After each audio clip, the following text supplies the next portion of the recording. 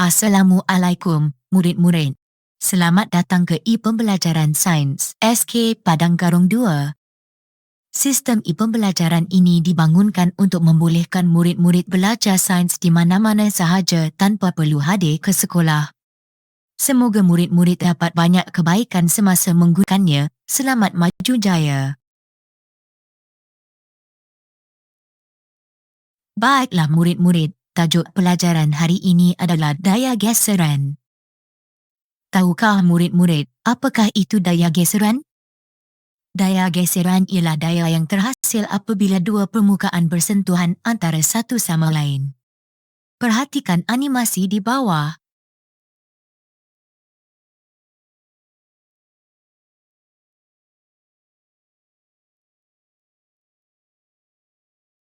Seorang murid telah menendang sebiji bola. Semasa permukaan bola bersentuhan dengan permukaan padang, daya geseran telah terhasil. Bola bergerak disebabkan daya tolakan yang dikenakan oleh murid ke atas bola. Bola akan berhenti kerana ada daya geseran antara bola dengan permukaan padang. Daya geseran menyebabkan pergerakan bola menjadi perlahan dan akhirnya berhenti.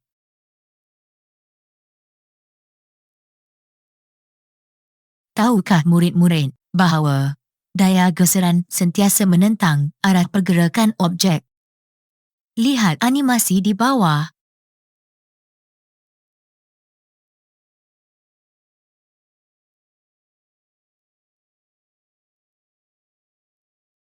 Arah daya tolakan sama dengan arah pergerakan objek, manakala arah daya geseran sentiasa menentang arah pergerakan objek.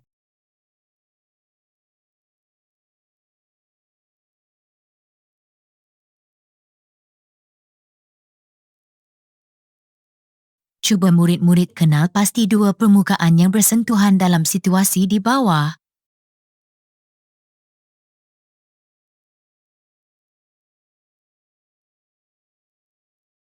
Permukaan tayar dan jalan raya.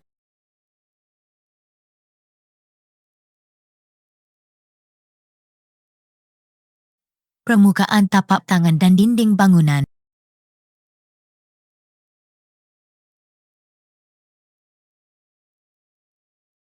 Permukaan mata, pen dan kertas.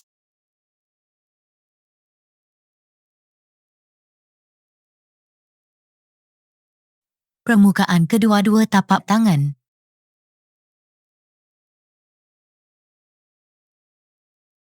Sekarang murid-murid, pilih pernyataan yang manakah benar tentang daya geseran.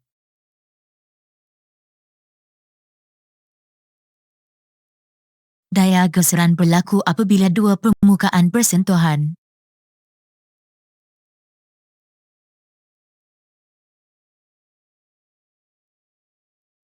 Daya geseran bertindak selari dengan arah pergerakan objek.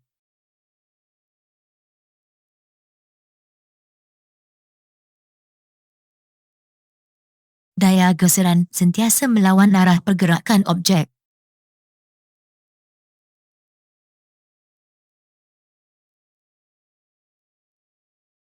Daya geseran menyebabkan objek yang bergerak semakin perlahan dan akhirnya berhenti.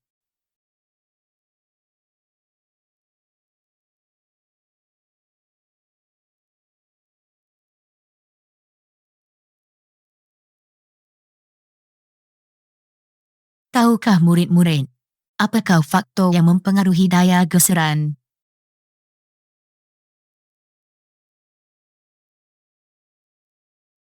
Daya geseran dipengaruhi oleh dua faktor, iaitu jenis permukaan dan jisim objek. Perhatikan aktiviti penyiasatan di bawah.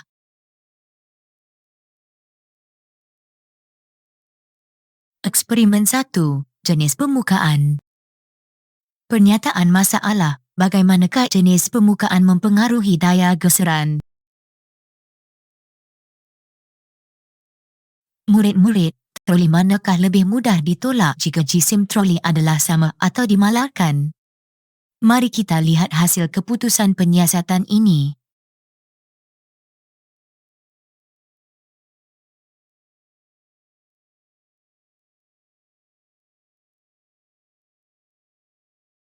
Pemerhatian daripada penyiasatan ini ialah troli A mudah ditolak berbanding troli B.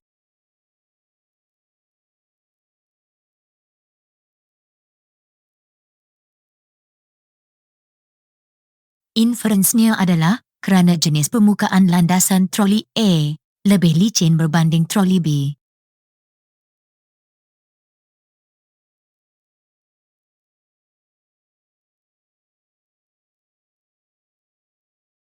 Hipotesis dalam penyiasatan ini pula ialah, jika bertambah licin jenis permukaan maka bertambah mudah troli ditolak. Pemboleh ubah manipulasi dalam penyiasatan ini ialah jenis permukaan. Pemboleh ubah bergerak balas dalam penyiasatan ini ialah mudah ditolak. Pemboleh ubah dimalangkan dalam penyiasatan ini ialah jisim troli.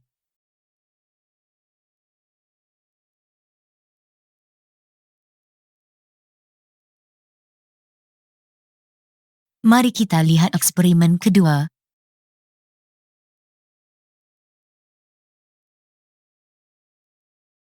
Pernyataan masalah, bagaimanakah jisim objek mempengaruhi daya geseran?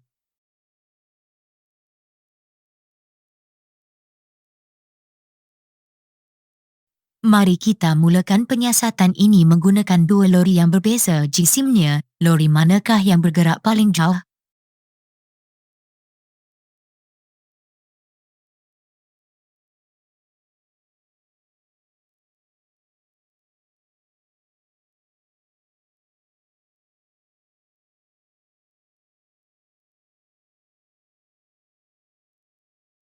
Mari kita lihat hasil keputusan penyiasatan ini. Pemerhatiannya adalah lori mainan B bergerak lebih jauh jaraknya berbanding lori A.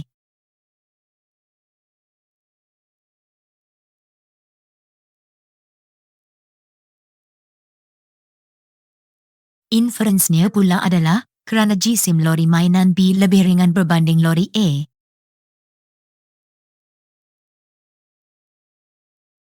Hipotesis daripada penyiasatan ini adalah jika berkurang jisim lori mainan, maka bertambah jarak yang dilalui.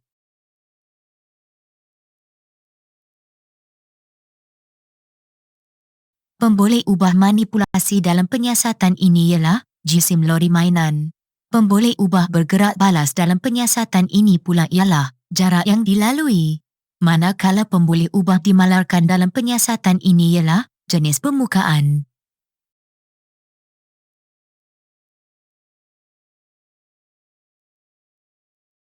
Baiklah murid-murid, mari kita lihat pula kesan daya geseran. Murid-murid, apakah kepentingan daya geseran kepada kita? Pertama, kita dapat berjalan tanpa tergelincir. Kedua, kita dapat memegang cawan tanpa terjatuh. Ketiga, objek kekal pegun dan tidak bergerak. Keempat, kita dapat menajamkan mata pensel. Kelima, kita dapat menyalakan batang mancis.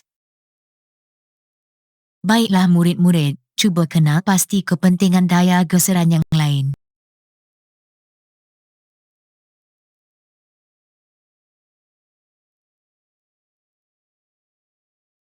Murid-murid, apakah pula keburukan daya geseran?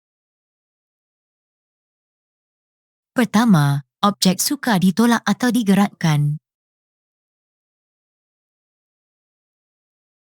Kedua, tayar kenderaan menjadi cepat haus.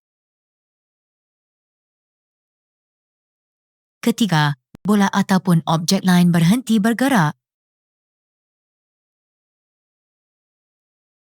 Keempat, enjin kereta ataupun objek lain menghasilkan bunyi dan haba yang tidak diingini.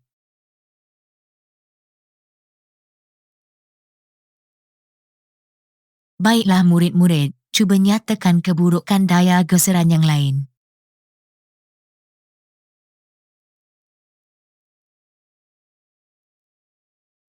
Murid-murid, bagaimanakah cara menambahkan daya geseran? Pertama, menggunakan tuala kering untuk membuka penutup balang yang licin. Kedua, menggunakan sarung tangan bercorak untuk memudahkan objek dicengkam. Ketiga, menggunakan pelapik anti gelincir pada permukaan lantai yang basah. Keempat, menggunakan tapak kasut berbunga dan kasar untuk mengelakkan tergelincir semasa berlari.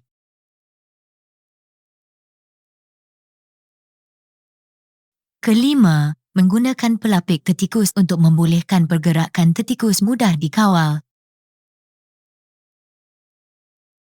Atlet angkat berat menggunakan serbuk kapur magnesium karbonat bagi mengelakkan pemberat terlucut. Cuba murid-murid kenal pasti cara yang lain untuk menambahkan daya geseran.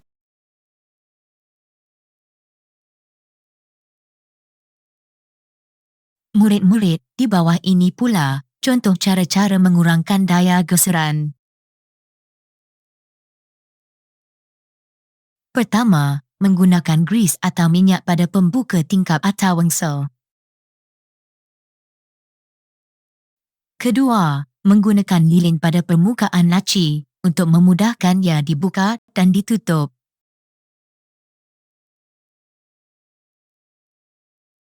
Ketiga, menggunakan tepung asid borage untuk memudahkan pergerakan buah karum. Keempat, menggunakan penggulit dan roda untuk memudahkan pergerakan objek. Kelima, menggunakan minyak pelincir untuk mengurangkan geseran pada enjin. Murid-murid boleh nyatakan cara-cara lain untuk mengurangkan daya geseran. Baiklah murid-murid, tajuk daya geseran tamat di sini. Jangan lupa untuk menjawab soalan latihan di link yang disediakan oleh guru sains anda. Sekian, terima kasih. Jumpa lagi di video pembelajaran yang lain. Selamat maju jaya.